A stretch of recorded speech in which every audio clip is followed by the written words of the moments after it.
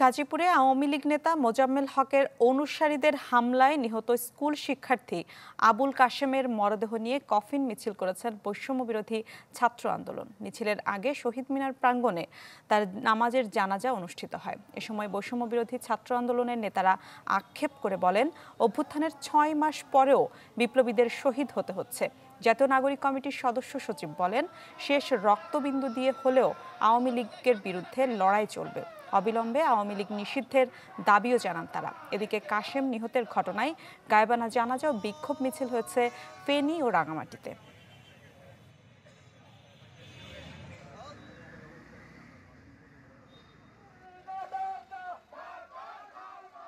গত 16 বছর ধরে আওয়ামী লীগ খুন করেছে, ভোট ডাকাতি করেছে, মানুষদেরকে নির্মম অত্যাচার করেছে।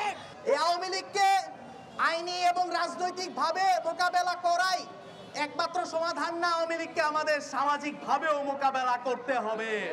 অনেকে চায় না ইন্টারিম গভর্নমেন্ট সফল হোক, সফলভাবে রান করুক। যার পরিণতি কি হচ্ছে?